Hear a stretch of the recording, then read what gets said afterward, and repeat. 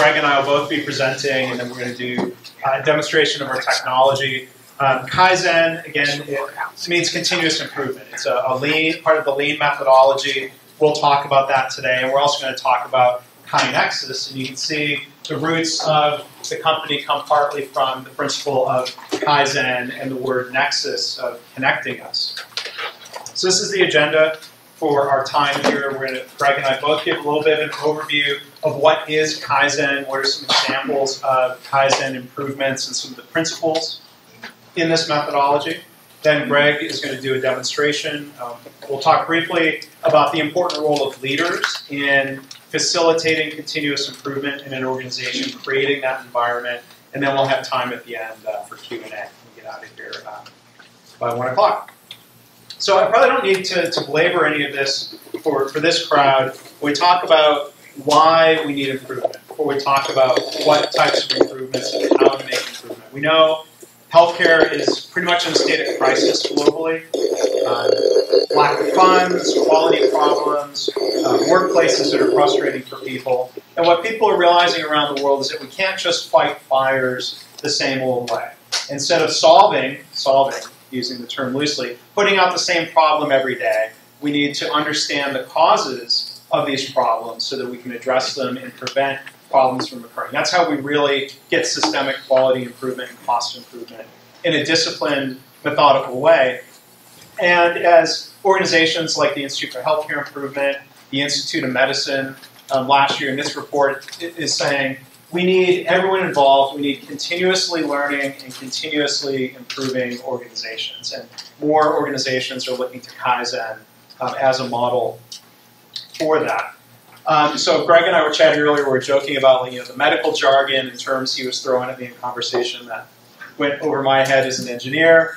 In the lean methodology, we run the risk of doing the same thing with Japanese words. So I'll apologize for that. But one of the Japanese words that we use the most in the lean methodology is Kaizen, which if you break it down into its two Japanese root characters, basically means good change. Change for the better, usually in the context of continuous improvement. So we can think back even to our own workplaces and ask the question, are all changes necessarily improvements? No, there's plenty of changes that are thrown at us, and in this Kaizen approach, we want to work with people to make sure we're identifying and implementing changes that are actually improvements. If it's not better in some way, it's just change. And I think one thing we've seen across different industries is that maybe well-intended suggestion boxes don't work as a model for improvement. It's hard to find anybody that will really stand up and challenge, no, wait a minute, let me tell you about how great our suggestion box process works. I like to be a pest and ask, why do suggestion boxes always come with a lock? Is it because you're afraid people are going to sneak in at night and steal your employees' ideas? And people say, well, no, it's because suggestion boxes attract complaints like Billy Bob is a moron, and if we got rid of Billy Bob, everything would be fine. HR says, ooh, that's got to be kept confidential.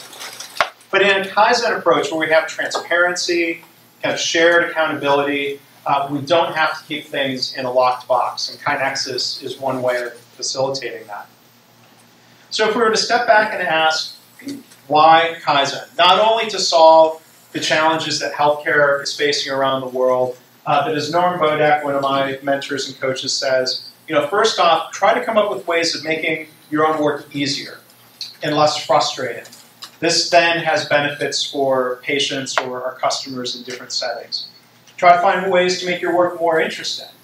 And this can include eliminating those fires that pop up every day, the drudgery, the frustrating things that we can solve and be able to focus better on our patients. And then Kaizen is also an opportunity for people to develop their problem-solving skills and capabilities beyond just the direct work that they accomplish. And so one example from my co-author's organization in Indiana I love it. This is an example of a Kaizen improvement that one of their frontline staff members initiated and helped implement in their hospital. A very patient-focused, patient-centered example of improvement. And so as we see in a lot of Kaizen examples, we have a before and after comparison. What Hope discovered was that little kids wouldn't lay still for an ultrasound.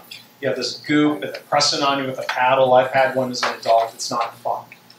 So her idea for solving this did involve putting in a $25,000 movie system in the ceiling to distract kids. That might work. That's really expensive. She had been to a wedding one weekend, and thankfully we don't throw rice at weddings anymore. I don't think that would distract kids at all if we were throwing rice at them. She had a little bottle of bubbles, and she thought, well, maybe if we... What ended up happening was, after some discussion, to approach a parent and ask them, do you think this might calm down your child, or would you like to participate in blowing the bubbles to keep the kids distracted?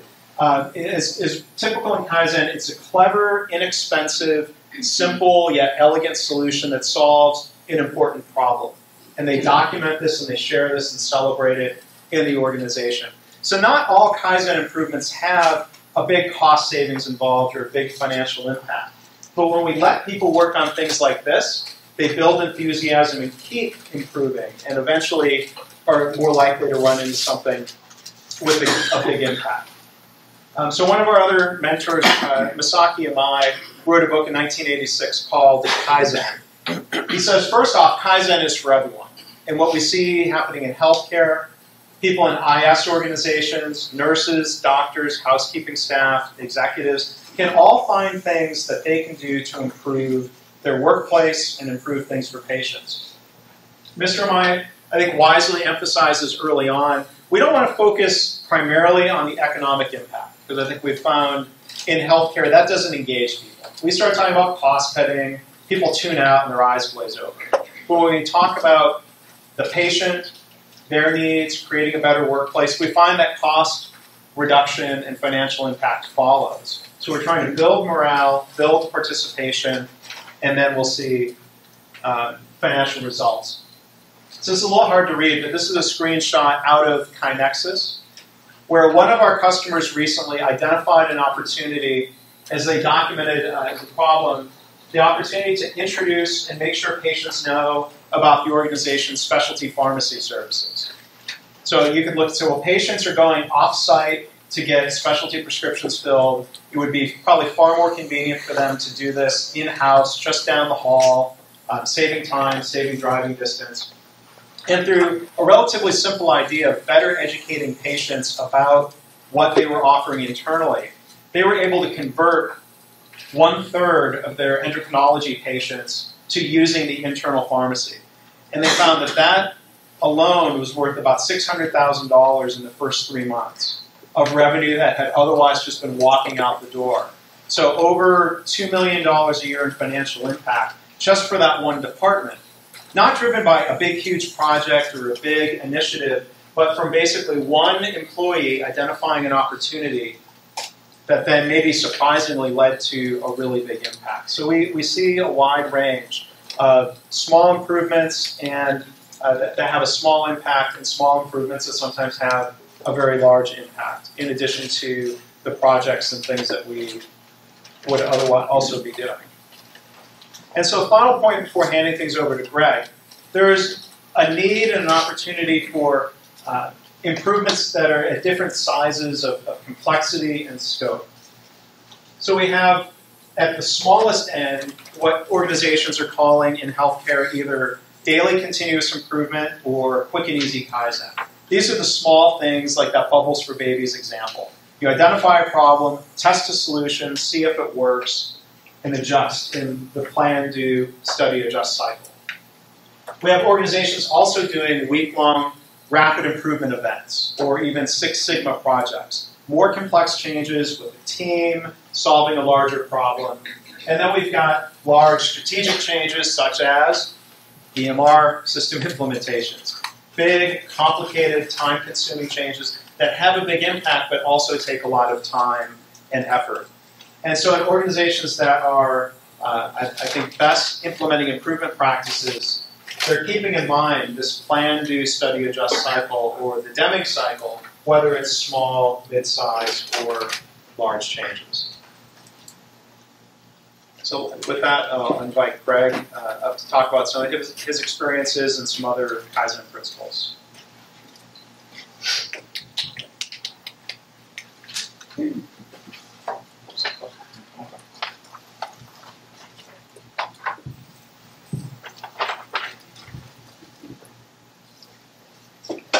everyone, Greg Jacobson. Really happy to be talking to everyone about what we've been up to. So, Mark talked a little bit about Mizaki Amai. My whole story began when someone handed me this book, right when I started faculty at Vanderbilt.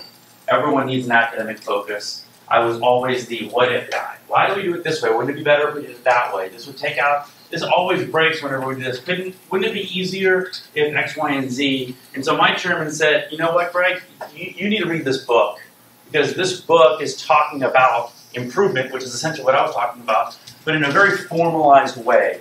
And quite frankly, I was like, so why am I getting a book that says the key to Japan's competitive success and I'm an ER doctor? It didn't make any sense. It actually took me 6 months to take it off of the nightstand and read it. And about 3 pages into it, I was like, oh my gosh, the manufacturing industry has been trying to improve for decades, and they have this huge volume of knowledge. And so this is wonderful. It applies to any system.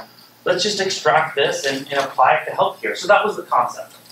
Let's take Mizaki Amai's work, which he's just an example. There are a lot of people doing this type of work and building on it, and apply it to healthcare. So we did it.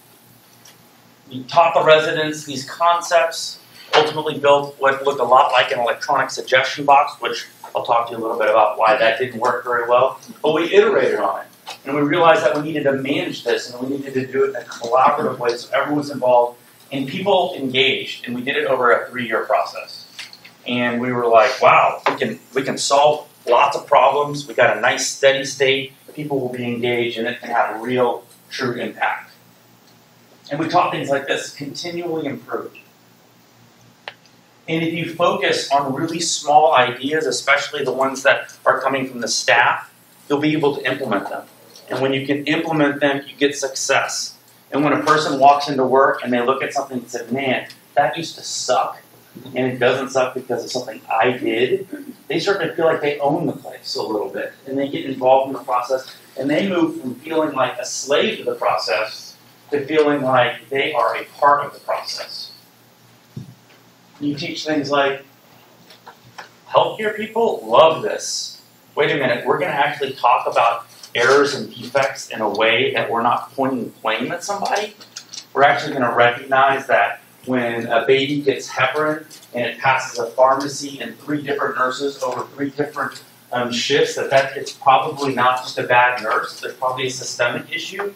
And instead of, when I'm about to give the wrong medication, instead of me just kind of sweeping that under the carpet, I can actually talk about this and say, hey, I think there's an underlying process problem. Very easy to convince healthcare workers to say, we don't want you to hide issues anymore. We want to talk about those issues, and in fact, we're not going to blame you. We're going to celebrate it to fix underlying root causes. And focusing on low cost, I mean, the one that Mark gave is just a great example.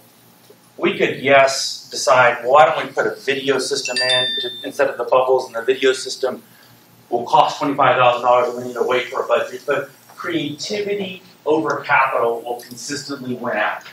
So focus on low cost, low risk, common sense type of solutions. And this is the key. One of the most underlying principles that we're talking about is empowering a worker. You know, the old model is, check your brain at the door. You're going into work. The new model, the way you're going to develop a culture of continuous improvement is say, actually, bring your brain in. We want to hear what you have to say. We want you to be thinking about how are you going to improve what you're doing, not only do what you're doing. And this is one of the key principles I started to realize, and I started to realize that in order to do this in a scalable way, in order to take this from one department that is doing what we call it an idea system, taking it out of 50 to 100 people, but actually applying it to a system of 10,000 people, that we have technology that can solve some of these automation issues and can solve some of these transparency issues. And you need to build a system that every single thing is responded to in some way. And it can't be responded to in 3 months or 6 months because you just totally killed everybody. at that point. It needs to be responded to quickly.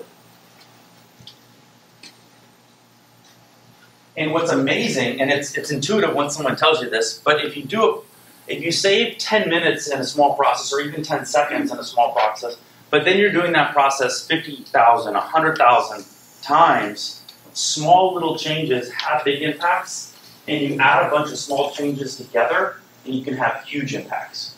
So I love what we're talking to folks now, and you know, oftentimes when we're talking to a potential customer, some of them get it, some of them don't. But they're saying like, oh, and I know we're not speaking about finance things, but that's what everyone's mind now. So we'll talk a little bit about something finance. We got to take out $30 million from the budget this year. Okay, and their first thought is, who are we going to fire? Who are we going to get rid of? Because that's the biggest thing we can get rid of. No one thinks about it and says, actually, why don't we engage every single employee? Talk about that strategic initiative. Hey, we have a finance issue. This is what it is. This is why it exists. What we'd like to do about it are X, Y, and Z, and then actually engage all of your employees to think about ways to do it. We have an example at Vanderbilt where they did that in a department of 600 people, and in literally 3 months, 15 managers, low-level managers that would have normally not been included in this process, came up with something like $200,000 of finance verified cost savings. Okay, so huge impact if you decide to bring everyone in the process. All right, I'm going to change topics and change concepts a little bit. And we're going to start, we hopefully we've convinced you that we have a problem. I don't think we needed to spend much time with that, and that's why Mark just touched on it. We all know that there's a huge healthcare problem. Hopefully we've convinced you that there's actually a body of knowledge that's out there that can help address this, that healthcare is not utilizing to its full maximum potential. But now I want to switch into a little bit of the how. I'm an ER doctor. I'm all about nuts and bolts. How do we actually do something? Let's stop talking about it, but let's do something. So if we're going to talk about and we recognize that we are going to need some form of collaborative piece of technology to help manage this work because we have a 24-hour, 7-day-a-week, 365 job environment, you're not going to be able to do everything off of meetings, because if you go off of meetings, you just missed out on all your 9 ER doctors, which is what I was, and I wasn't included or affiliated with all this stuff going on. How are we going to go ahead and make this scalable? How are we going to make it inclusive? We're going to need to do this on a piece of technology, and so that's what this next part, where we're going to talk about KaiNexus. And if we're going to think about how to do that, we need to understand what are the general concepts that we can think about how a group of work is done. And I like to think of things as top-down and bottom-up. Top-down is strategic. It's coming from the senior leadership, that next tier. It should be focused on, these are the areas and the topics that we should be thinking about and the problems. Whereas bottom-up is going to be coming from the staff. The staff are your experts. They are the experts of the 10 feet that they work in. Instead of telling them how to do something, why don't you ask them how to do it? And so the top down is the goals. It's the why and the what. Why are we focusing on this? Because we have a budget shortfall. What does it mean? It means we're going to lose some jobs, or it means we're not going to be able to provide as good a care. Okay. Well, let's get everyone working on this. How can we solve our strategic problems? This is the bottom up that I'm talking about. This concept here is including everybody in the process. And the fact that you're doing both of these doesn't mean that we're creating chaos. It doesn't mean there's going to be 1,000 chiefs out there all running their own show. It's all going to be managed in a way. And so what we start to realize is there's this feedback loop coming from the bottom down and the top up. This is the global, and now let's take another level that we go into this. We've been talking about the daily improvement. And this gets a little bit into Mark's slide where he was showing the different levels of Kaizen, or the different kind of levels of lean improvement work. So really, I group things into just 2 big categories. It's either daily improvement, and daily improvement is going to be the idea.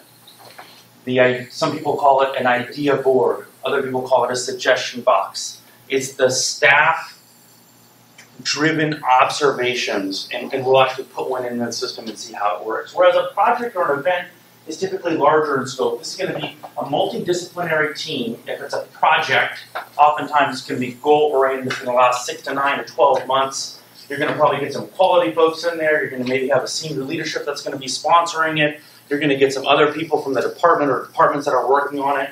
If it's an event, it's essentially a compressed project, right? This is a rapid improvement event or a Kaizen event. It's going to last 1, 3, 5 days in time. But it's essentially a theme of information that we're going to work on with a group of people.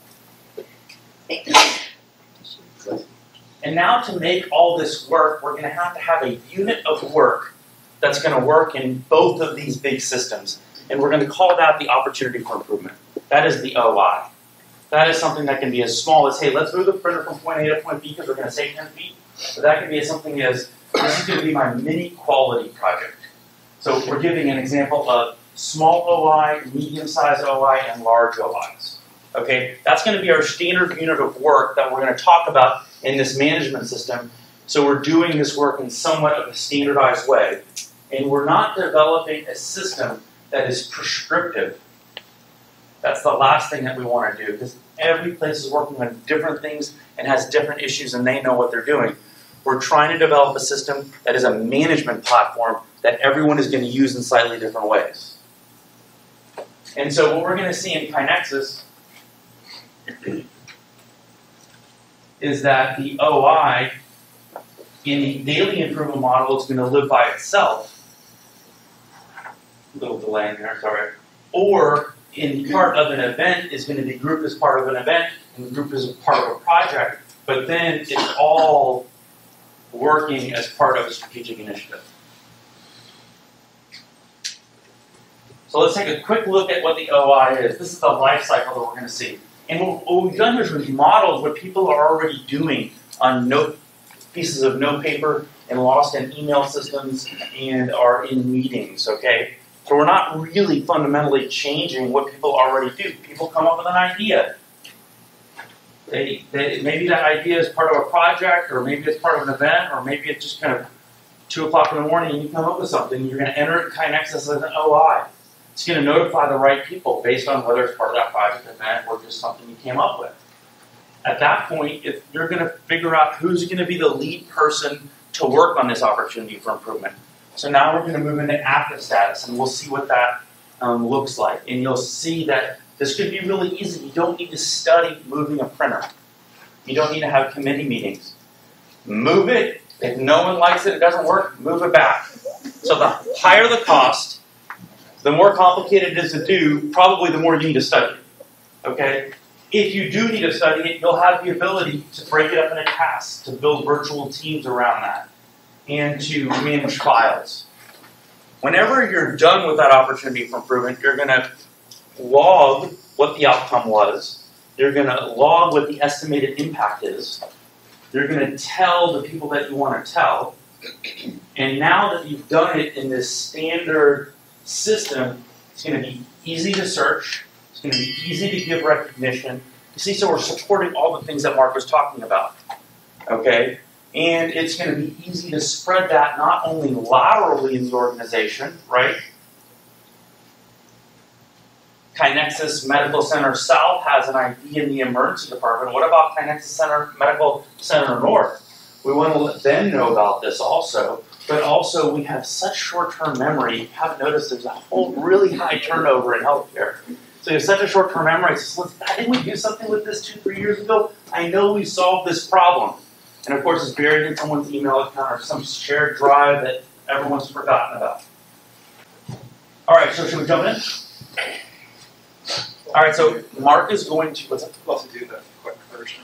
Mark is going to lead this, and I want to walk through what that opportunity for improvement is going to look like, and then we'll show you what a project and what an event looks like, and then we'll be done.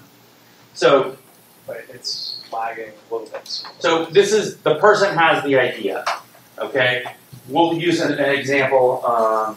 It's a nurse, it's 2 o'clock in the morning in the emergency department. Of course, it's in the emergency department because that's My opportunity for improvement would be move the bag so I don't trip over it on video, on the internet.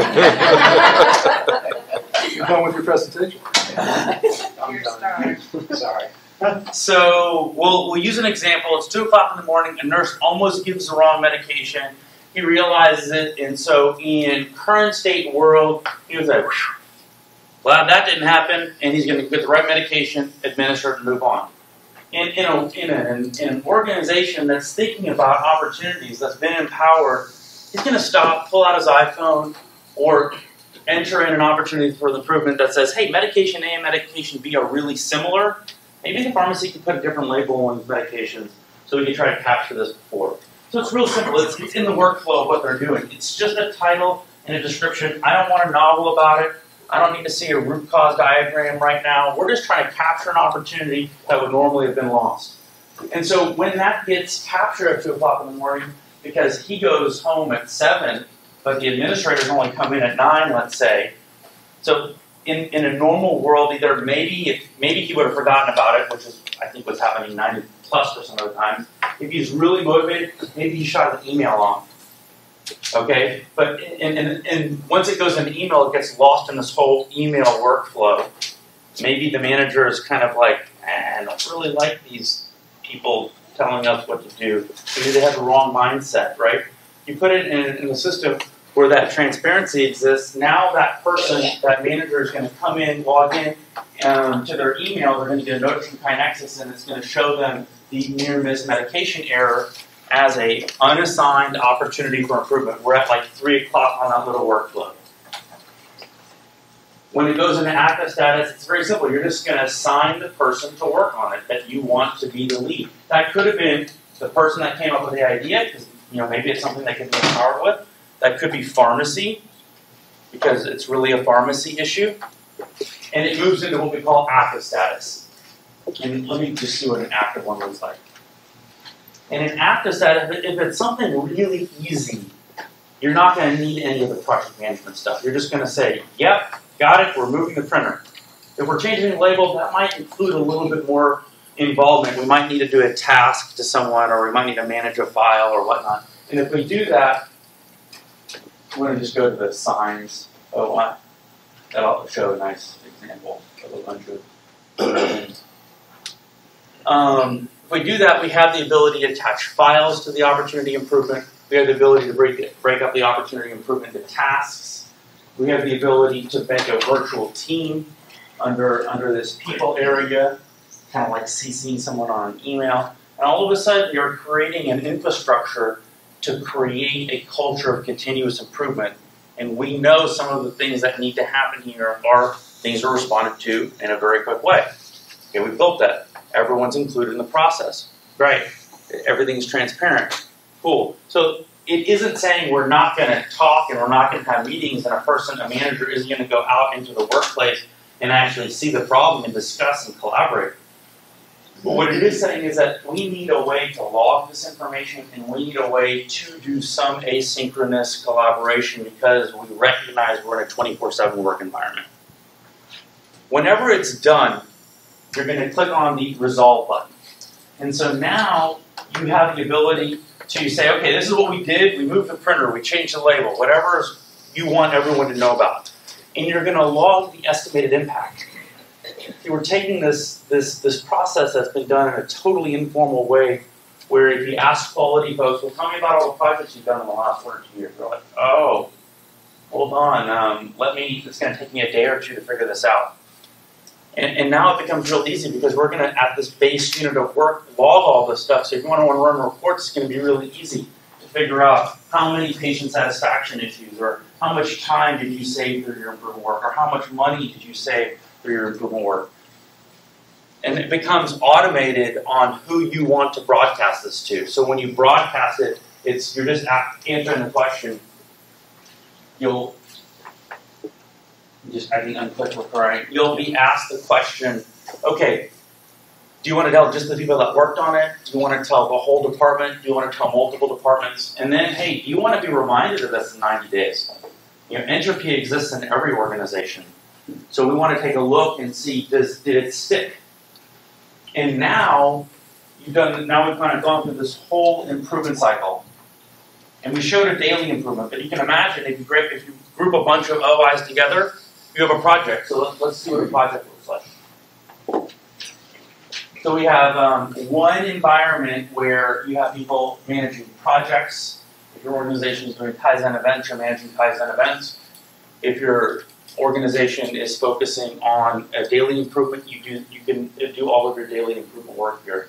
Hopefully your organization is doing all of the above. But now you have a group of people working on a group of OIs on a specific theme.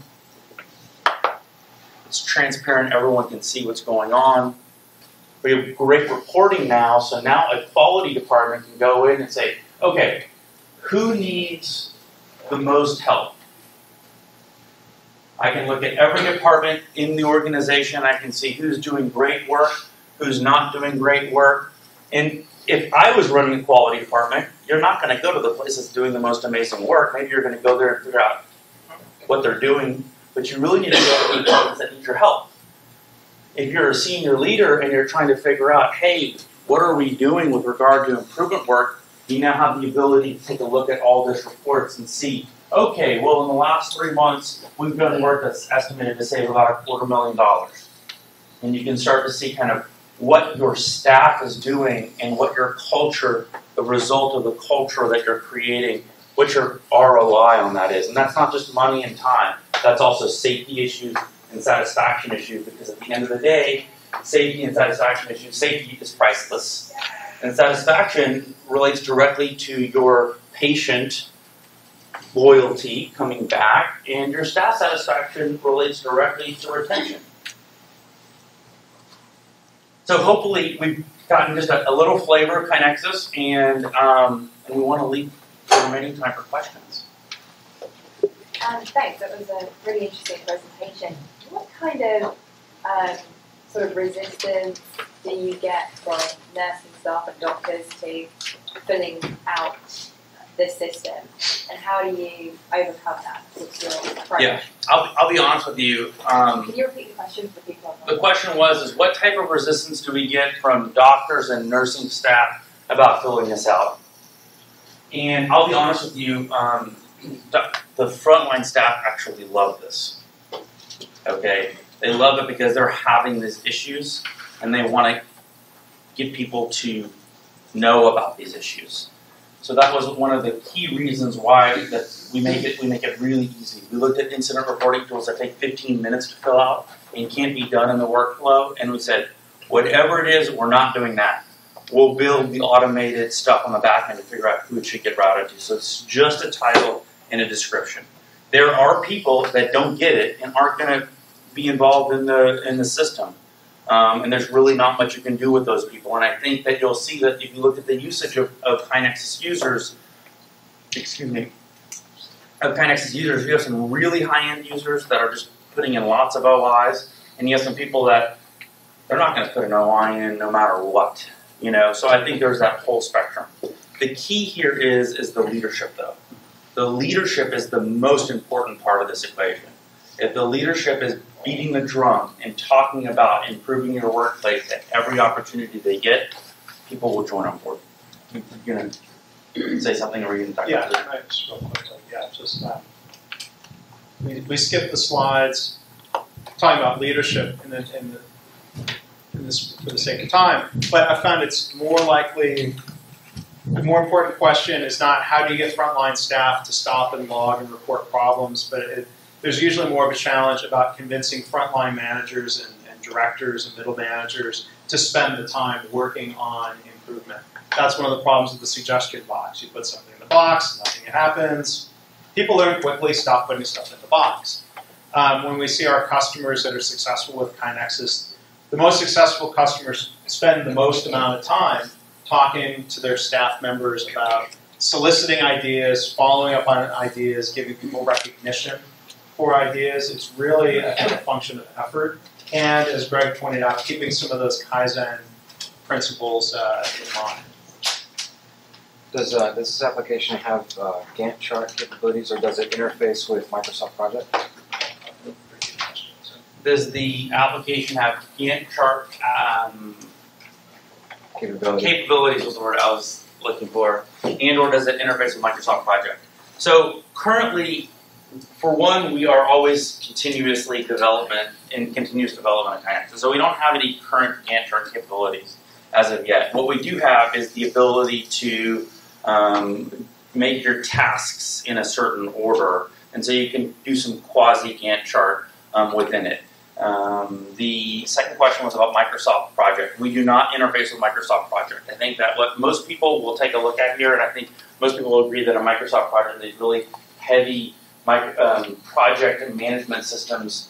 One, they're overkill for a lot of the types of improvement work that we're talking about, number one. Two, you're not going to have 3 or 4 days to sit a person down and go through huge training. So you'll see this is very intuitive, and the average person doesn't need to go through any training. They just need a little video to watch, and they know how to put an OI in. The other people have about an hour worth of training to figure out how to use this. So there was a question back. With the stimulus funding, a lot of healthcare organizations are transitioning to new operating software, ERPs, ERMs, etc.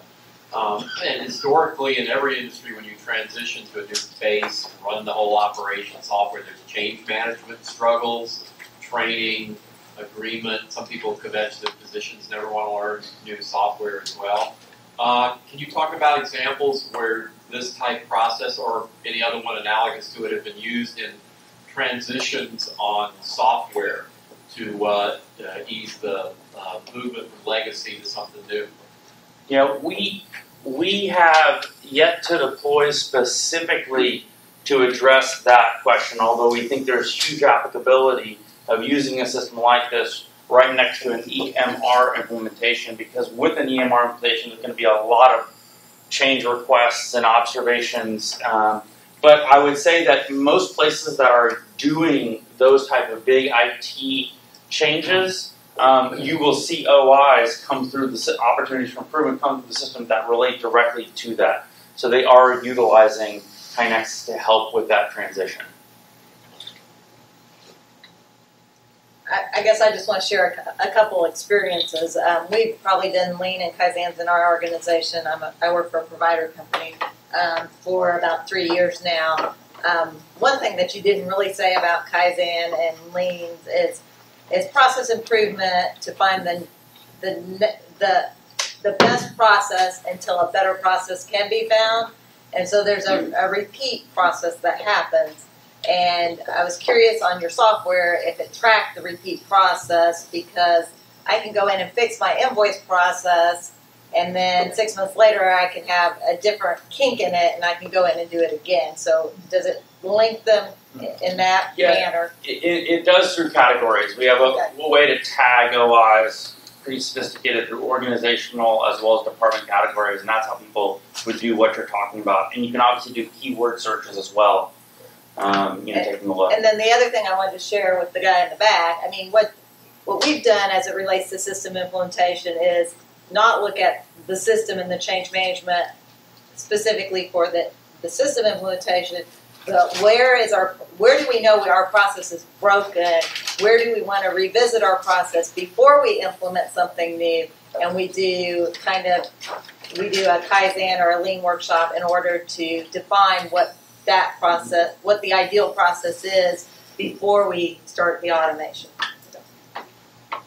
I think that's a great point. I mean, to me, I look at these things as base, very, very base, and then you put whatever strategic initiative thing you're working on as part of that. The question?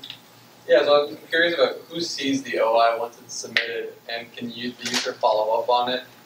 Yeah, so who sees the OI once it's submitted, and can the user follow up on it? So when it's initially put in, it notifies the leaders, your direct leader in the organization, or the leader of the project or the event. And so it is limited in scope, and occasionally something will go in the system that does need to be either edited or removed completely. That is a very rare scenario. So at the beginning, there's very few eyeballs, so to speak, on it. Anytime anything happens on your OI, if you're the author, you're getting notifications from KaiNexus that this is what's happened. And so that feedback loop is critical for the person to realize, hey, I was listened to. These are all the kind of the things in play that are going on related to this. And at any time, anyone can actually go in and comment on opportunities for improvement or get involved in working on that. Yeah, let's just add. So just to add on that a little bit, so beyond that initial assignment, everybody within the organization can see everything. So we're big believers in transparency. It's the opposite of that closed suggestion box approach. We think transparency leads to better improvement because more people see the idea, they add their thoughts, they tweak the improvement, or even once it's completed, that inspires more improvement, or people can share and steal ideas from department to department and from site to site. So beyond that initial phase, very, very high transparency. One thing that occurs to me is that anytime you make it easier for people to provide information, then the flip side of that is there's always a risk of sort of the information overload or communication overload. And say getting the managers to make improvements, do any of them complain about this sort of barrage, and do you have any coaching for them about how to both respond to those things but maybe also prioritize or sift through those? Talk a little bit about that. So one thing we hear a lot from customers is that the prioritization, like when you log into the dashboard screen, there's some prioritization based on status and urgency. What do you need to take action on as a leader? What do you need to assign? What do you need to resolve? What do you need to follow up on? So we've gotten feedback that rather than constantly searching through your inbox and trying to do your own prioritization, that the system keeps the stuff you need to take action on top instead of falling down in your inbox. People have shared a lot of stories about saving time, of not having to do these endless status update meetings anymore because anybody can check the status of anything at any time in the system. And when they have meetings, they're actually talking about strategy and brainstorming improvements instead of just checking status. So we think there's some things in the system and within the daily digest email, instead of getting peppered with 20 emails all day long, the things that aren't super urgent get batched up into a nightly email. We use KaiNexus internally, and if there's something I need to update Greg on that's not urgent, it goes into the nightly email digest. And he gets I know he'll get notified, but it's not going to add to the email overload problem. And then just to touch on a little bit of the first part of your question, what we find is that typically, no, there isn't this barrage. But if there is a barrage, we'll see that it's at the very beginning, and then things will kind of go to a steady state. So we tell folks that they could expect an average of, on the low end, 0.5 OIs per person per year. And some of our most successful organizations are upwards of 2 OIs per person per year.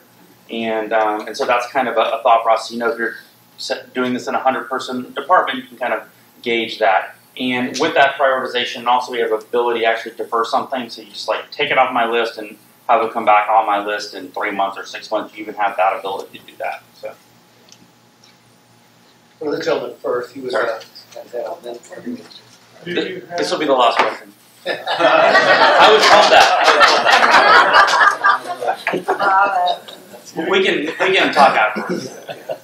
Do you have or are you planning an increased point for patient experience? Because there are very near misses that's how to 100%. That is, we're currently working on our 2.0 platform. One of the big things we're doing with 2.0 is we're going to add a couple modules. One of the modules that we're going to be adding is patient feedback, or I don't know if we have an exact name for it, but just the ability for a patient to go in and submit something into the system and then be included, not only you just submitted it, but then be included in that follow-up process so they can see how serious the organization is taking that feedback. So.